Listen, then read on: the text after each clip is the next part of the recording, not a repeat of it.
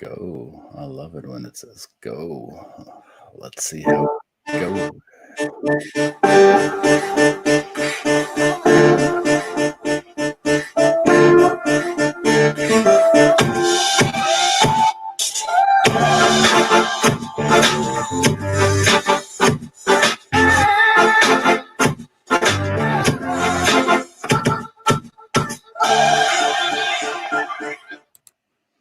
Welcome, everybody, for the inaugural first episode of Two Chaps, Many Cultures. My good friend, Kristen Höferle. How are you today, sir? I am marvelous. How are you doing? Fantastic for an early morning. Actually, it's not that early. It's 8:30. What is it? Not early for me, but it's all right. Thanks for getting up for me. Thanks for being dapper. No worries at all. I thought, for the inaugural one, just slap on a little bit of extra bling. Okay, I get the hint. So, but it's home hustle, so it's not always dapper, is it? Well, that's right. We don't have to be dapper, but we can be here and present. So, first episode of Two Chaps, Many Cultures. This is going to be what we'll kind of morph into different things, I guess. In the future, we will just sit here and talk about and ruminate and postulate. And we will answer questions. That's what we're here to do. We're trying to get this the audience engaged. It's not going to happen unless we have you guys on the chat. And please post your comments whenever you have a question.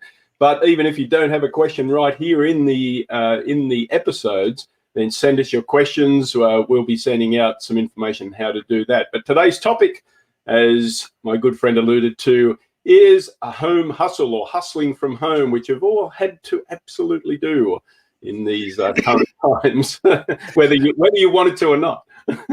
And I mean, first of all, thanks for doing this with me, Brett. And also what Brett was saying, that send in your questions or post questions or comments or suggestions in whatever the live feed you're watching, whether it be on Facebook or YouTube or whatever you're using to watch this.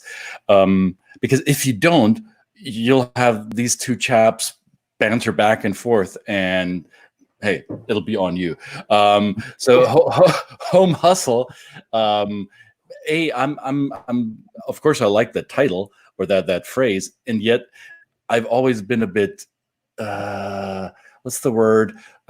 Careful with hustle, because to me, hustle always alluded to this used car salesman approach where, hey, buy this from me, and my shiny object is better than yours, and look, I put a bow tie on, so I'm better than you.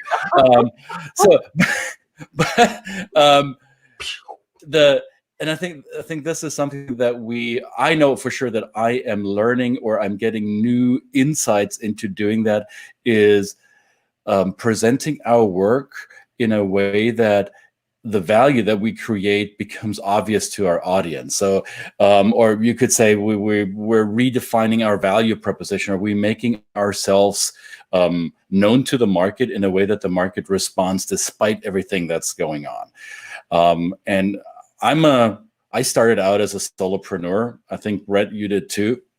So we have to hustle. We have to sell ourselves a little bit, right? This, even though sometimes it's still a new or a concept for me that I need to force myself to embrace. Okay, I need to sell something, or I need to make a value proposition. I need to slap a price tag on this, because obviously I invested time and I invested research and my brain power and my life and work experience, and therefore it has value to somebody that engages with me. However, the selling part isn't something that comes natural to me. How's that for you? Yeah, and I had a couple of conversations about this over the last few weeks, and what I've found is that I've realized, when I used to do a lot of travel before all this happened, which was a lot of travel, how much I spent that travel time using it as downtime, using it as time to observe the world. Airports are great places to watch the human the human condition, right? And that was kind of part of my process, is to sit and watch and listen and watch what was going on around me. But when you're at home, when we kind of came at home to do this type of setup, the constant draw to feel like, well, I'm not doing the other thing that I'm doing, like relaxing when I'm waiting for a plane or sitting on a plane, right? Then therefore I have to hustle. I have to be in front of a camera. I have to be doing something. I have to be in front of my computer. That's the kind of balance I'm trying to strike. And I found myself, just as you say, with solopreneurs, we have to get up every day and do our own thing. And yes, we feel like we have something of value to give, but how much you balance that by just doing it for the sake of it, and just because you think you have to, and not saving yourself and putting out, like what this is, a short snippet of hopefully some insights and great questions and answers that we can get from the audience. Yeah. Well, and I'm going to be very transparent and honest about this. A part of the reason why I'm going on camera and that we're going live, at least for me, is I enjoy your company, Brett, and I need engagement. Because usually my work involves being in front of people. And right now that is not quite as possible as it used to be. And I'm trying to replicate, or not trying, I am replicating this experience in the virtual world by putting ourselves, or putting myself in front of a camera with my semi done hair and no makeup and at least a clean shirt, and trying to, scratch the word trying, and this is also a practice. You either do or you do not. You don't try. So I'm putting myself out there in expectation of a response, in expectation of an exchange. It's not immediate always with this tool.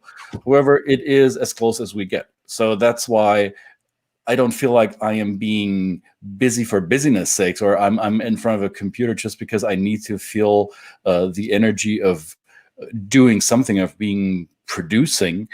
It's also my innate human desire to connect, right? And that's what I'm here for. I'm here to connect with you, and I'm also looking for people who agree with me, and even more so, I think both of us, we're looking for people to challenge us, to maybe disagree with us, and having a civil discourse. And having said that, if you're choosing to have an uncivil discourse, we will think about that. That'll be on you too. Not you, but metaphorically, the people doing it. That's fine too. We are not going to be everybody's taste, that's for sure. And that is expected, and we're just here to do what we do. I think the other thing I've been doing, and I felt I was on a conference, and a virtual conference. I'm in the middle of setting up a conference for CTA USA, so I'm trying to gather all these ideas and resources and see what works and what doesn't. I was actually on a 6-hour-long day, literally sitting in front of a computer and engaging with different people in different workshops and things like that. And I thought, well, I'm going to have to prepare myself for this, because at the end of this, I'm probably going to be wiped out. I'm probably going to have to wipe out the rest of my day, because I think this will be overwhelming. For me personally, what I found is that I finished that and I wanted more. That was too short for me. So I don't know whether that's a personal thing for me, because some of that was interaction, but some of it was also just watching. I mean, everybody can sit around and watch Tiger. What was that show? I didn't watch it, by the way. I didn't. No spoilers, please. I know everybody was watching. No spoilers. No, I don't mind spoilers. I'm never going to watch it. But everybody's got time to sit in front of Netflix. But I find if I can, that's a one-way street. This is a two-way street. This gives me the opportunity to as we're doing here. Yeah. But it also engages the brain more. So since it's a two-way street, or even now it's two too many, right? Or that's the goal, at least, that two of us and maybe a third or fourth person as we bring on guests will talk to many. That involves more brain capacity, because we're not just passively consuming something where we're having to interact. We're watching ourselves. Do we look pretty on camera? Did I miss a comment here in the chat box? How do I respond to this? Who's going to respond to it first, Brett or Christian, or whoever the guest is? So the brain will be, I think it's more tiring to be on an interactive platform than to sitting on the couch and chilling with whatever platform you're preferring. and there's a downside to this, and I'm going to be, as I said, this is straight talk. This is no sugarcoating. Our family recently went on a vacation because we needed to get out. We chose to hunker down in a different state, in a different location, a different house. We didn't violate any COVID-related contact restrictions. We just put ourselves in a different location, doing the same thing that we did at home, which meant for me that I brought my office with me to do the same thing that I do at home, which to my family was a little bit irritating, to say the least, because they thought, Daddy, aren't we going to the beach? Aren't you spending time in the pool with me today? Did you not say this was a vacation? And I got called out. So, and it wasn't pretty because I was the only one violating the family policy of downtime because I chose to break the office to the pool house. So there's downsides to this, to how much time you want to spend in producing or being active in an interactive platform. And I'm not going to lie, I feel the pressure to do that because as somebody who's working independently, it's like hunting, right? I'm a hunter and gatherer. If I don't bring home food, if I don't hunt and kill, I hate that reference, but if that's what hunters and gatherers did, if I don't do that, we go hungry. So there is an economic pressure to be doing this. Absolutely, and that and probably I was part of that problem because I actually I was the one that was calling you. No, you were one of many. No, but it was funny, it's just which was great, but I didn't really want to see the beach when I'm not there, but that's another thing. But that was so how much you kind of engage with other people knowing they're doing that, unless you put up some, maybe the good thing is to be able to put up some boundaries. You actually said to me, like I have a hard stop, I need to get to the pool, the girls are waiting for me, that's important, and I respected that. Of course, sometimes then 10 minutes later I got a text from you. That's your fault. So, I'm not telling anybody. But that is part of it. And I in our trip last year in Italy, I tell people we spent a great time doing that as well. But I still managed to engage with clients, not because I wanted to show that I was this super kind of engaged, entrepreneur, but basically it was like, well, why not? Why not still engage? Because this is the work we love. Part of right. If we didn't love the work, we wouldn't do it. But it was just kind of nice. And with the right kind of client, I was able to show them exactly where I was, and that became part of the conversation. So if you can be open and transparent about it, that's another thing about it is yeah. And I think what you just said about we love the work we do, I don't know who said it. There's many people who said it in various forms. I remember Steve Jobs being quoted like that, and maybe Seth Godin. If you love what you do, you don't have a job. It's if it's your heart's work, if it's your passion, then you don't look at it as work. And that's how I often feel. And I feel blessed to be that person. I don't have to drag myself out of bed. I don't have to force myself to the desk and say, oh, I gotta do this now.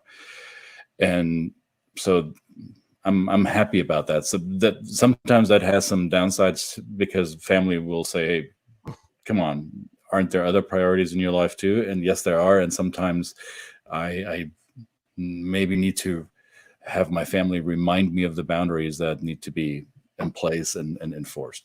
But I'd rather be somebody who's passionate about his work and does it no matter what the circumstance requires right now, rather than being forced to go to a work that I don't enjoy, or even worse, being out of a job because I'm replaceable or not needed in this current situation.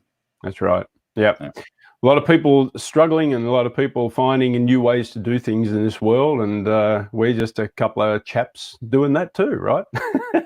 Now, I mean, we've talked about this on this platform before, but since this today is the topic of hustling from home, have you found for yourself that you're doing more work, I mean, more bottom line relevant work, or do you find yourself to be doing the exact same amount, or is it less? And the work that you're doing is simply to up the marketing game? Well, I'm trying to do a bit of both. I think the work has gone down, although it is not that it's, you know, I'm still doing plenty of work. Don't get me wrong. But I find that without the travel, without the actual having to get on an airplane, go to hotels and all that kind of stuff, the work doesn't feel as much. Right.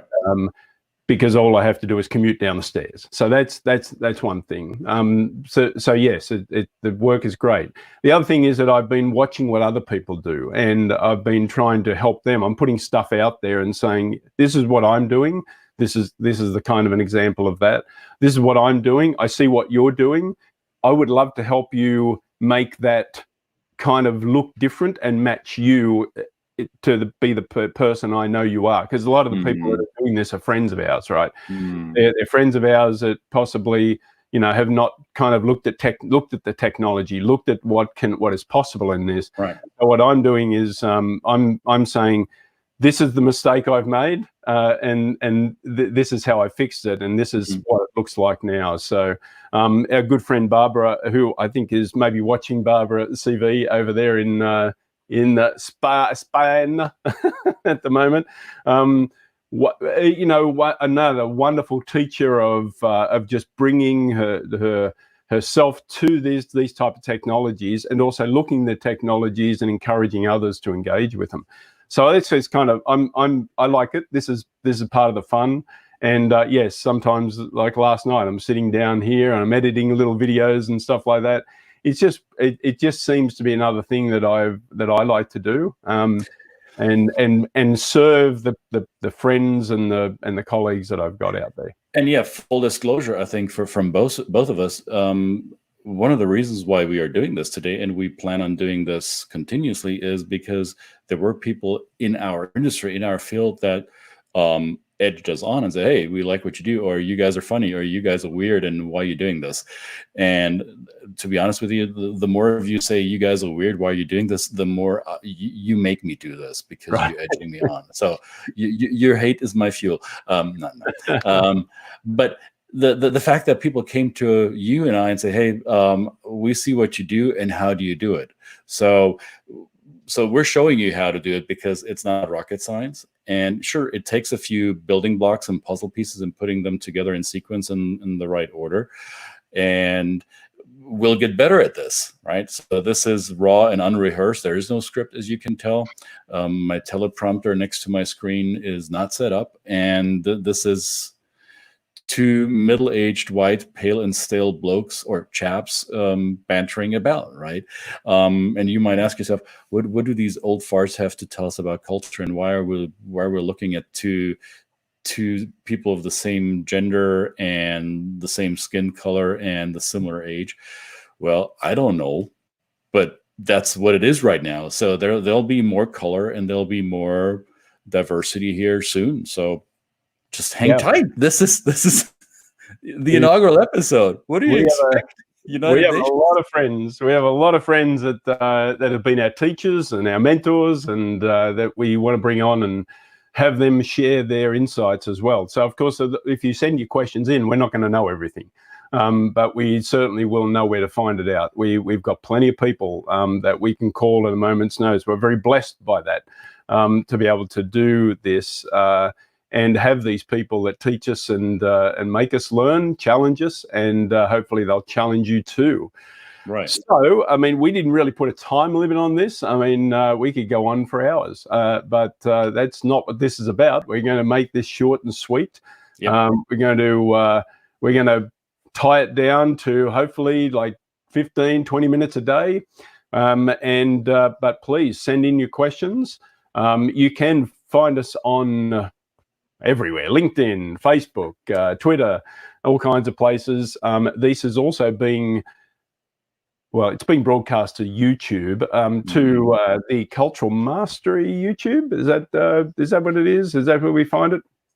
I think that's what it is. But we'll share the link, so you'll get emails anyway. And if you're not on our email list, then share your email with us through a direct message, so we can keep you up to date when the next episode is. By the way, isn't there a second episode today, Brett? Well, it's a kind of a second episode, but it is an interview. It's about 30 minutes with a good friend of ours, Joanna Sell.